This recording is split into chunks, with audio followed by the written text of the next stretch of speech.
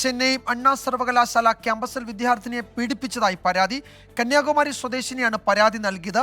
രാത്രിയിൽ സുഹൃത്തുമായി സംസാരിച്ചു നിൽക്കുമ്പോൾ രണ്ടുപേർ എത്തി സുഹൃത്തിനെ മർദ്ദിച്ച ശേഷം പീഡിപ്പിക്കുകയായിരുന്നു. ഒരാളെ പോലീസ് കസ്റ്റഡിയിലെടുത്തു. ഇപ്പോൾ സർവകലാശാല ക്യാമ്പസിലേക്ക് SFI പ്രതിഷേധ പ്രകടനം നടത്തുകയാണ്. തത്സമയ ദൃശ്യങ്ങളാണ് നമ്മൾ കാണുന്നത്. മുഹമ്മദ് റഹീസ് ചെന്നൈയിൽ നിന്ന് വിശദാംശങ്ങൾ നൽകും. റഹീസ്, വലിയ പ്രതിഷേധത്തിലേക്കൊക്കെ കാര്യങ്ങൾ പോവുകയാണ്. പോലീസ് എന്താണ് പറയുന്നത്?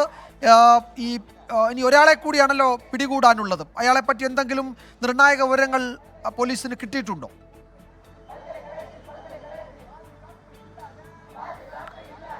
വിജയകുമാർ, എന്തായാലും ഈ വിഷയവുമായി ബന്ധപ്പെട്ട് ഇപ്പോൾ രാഷ്ട്രീയ പ്രതിഷേധം കനക്കുകയാണ്. ഒരവശത്തെ SFI അണ്ണാ യൂണിവേഴ്സിറ്റി ക്യാമ്പസിന് മുന്നിൽ പ്രതിഷേധവുമായി എത്തിയിരിക്കുന്നു. SFI പ്രവർത്തകർ ഇവിടെ ഈ പ്രതികളെ പിടികൂടിയതിനു ശേഷം മാത്രമേ മടങ്ങിപ്പോവുകയുള്ളൂ എന്ന് പറഞ്ഞ് പ്രതിഷേധം നടത്തുകയാണ്. അവർ കുറച്ചു നേരമായി ഇവിടെ തന്നെ തമ്പടിച്ചിട്ടുണ്ട്.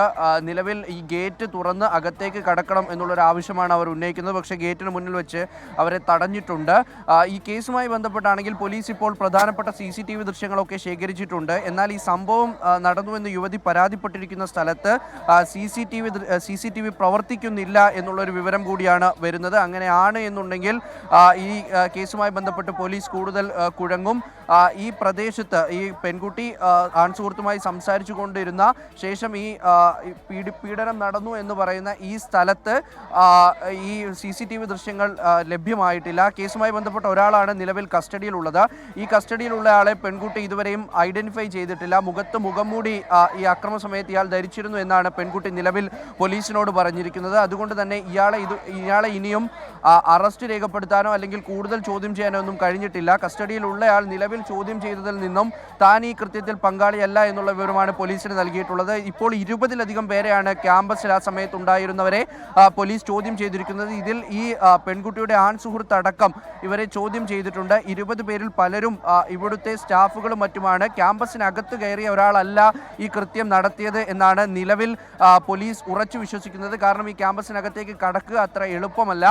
അതുകൊണ്ട് തന്നെയും ക്യാമ്പസിനുള്ളിലുള്ള ആരെങ്കിലും ആകാം ഈ കൃത്യം ചെയ്തിട്ടുള്ളത് എന്നുള്ളതാണ് പോലീസ് ഇപ്പോൾ ധരിക്കുന്നത്. അത്തരത്തിൽ ഒരു വശത്ത് SFIയുടെ പ്രതിഷേധം കനക്കുന്നു, മറുവശത്ത് ABVP പ്രതിഷേധവുമായി എത്തും എന്നുള്ളൊരു സൂചന കൂടി ലഭിക്കുന്നുണ്ട്. കാരണം വിഷയത്തിൽ BJPയുടെ സംസ്ഥാന അധ്യക്ഷൻ K അണ്ണാമലയാണ് ആദ്യം പരസ്യ പ്രതികരണം നടത്തിയത്. പിന്നാലെ AIADMK കൂടി സർക്കാരിനെതിരെ അതിരൂക്ഷ വിമർശനവുമായി രംഗത്തെത്തിയിട്ടുണ്ട്. അങ്ങനെ സർക്കാർ കൂടി പ്രതിക്കൂട്ടിലാകുന്ന ഒരു സാഹചര്യമാണ് നിലവിൽ ഇവിടെ ഉള്ളത്.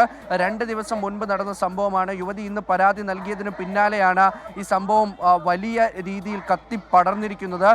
നിലവിൽ എന്തായാലും ക്യാമ്പസിന് സുരക്ഷ കൂട്ടുന്നതടക്കമുള്ള കാര്യങ്ങളാണ് നിലവിൽ പോലീസ് ഇപ്പോൾ മുൻതൂക്കം നൽകിക്കൊണ്ടിരിക്കുന്നത്. ക്യാമ്പസിനുള്ളിലേക്ക് നിരവധി വനിതാ പോലീസ് ഉദ്യോഗസ്ഥർ കൂടി അകത്തേക്ക് കടന്നിട്ടുണ്ട്. 20 പേരെ നിലവിൽ ചോദ്യം ചെയ്തിട്ടുണ്ട്. ബാക്കിയുള്ളവരെ ഒക്കെയും ഉടനെ ചോദ്യം ചെയ്യും എന്നുള്ള വിവരം കൂടി ലഭിക്കുന്നുണ്ട്. ഈ ഘട്ടത്തിൽ ഈ യൂണിവേഴ്സിറ്റിയുടെ ഈ ക്യാമ്പസിന് മുന്നിൽ സത്യത്തിലൊരു പ്രതിഷേധങ്ങൾ നിരവധി സംഘടനകളുടെ ഭാഗത്തു നിന്നുണ്ടാകും. ഇനിയും പ്രതിഷേധം ഇവിടേക്ക് ഉണ്ടാകും എന്നുള്ള വിവരം ലഭിക്കുന്നുണ്ട്. അതുകൊണ്ട് തന്നെ ഗേറ്റിന് കുറച്ചുകൂടി മുന്നിലേക്ക് ഒരു ബാരിക്കേഡ് തീർക്കുക എന്നുള്ളൊരു ഉദ്ദേശത്തിലാണ് പോലീസ് നിലവിലുള്ളത്. എന്തായാലും രാവിലെ മുഹമ്മദ് റഹീസാണ് വിവരങ്ങൾ നൽകിയത്. ചെന്നൈയിൽ നിന്ന് കോട്ടൂർപുരം പോലീസ് ഇപ്പോൾ കേസെടുത്തിട്ടുണ്ട് എന്ന വിവരമാണ് വരുന്നത്. വിദ്യാർത്ഥിനിയുടെ സുഹൃത്ത് അടക്കം 20 പേരെ ഇതിനോടകം ചോദ്യം ചെയ്തിട്ടുണ്ട്. ഈ പീഡനം നടന്ന ആ മേഖലയിൽ CCTV പ്രവർത്തനരഹിതമായിരുന്നു എന്നൊരു ഗൗരവമുള്ള വിവരം കൂടി വരുന്നുണ്ട്. അങ്ങനെയാണെങ്കിൽ പോലീസിന് അത് കൂടുതൽ ബുദ്ധിമുട്ടുണ്ടാക്കും.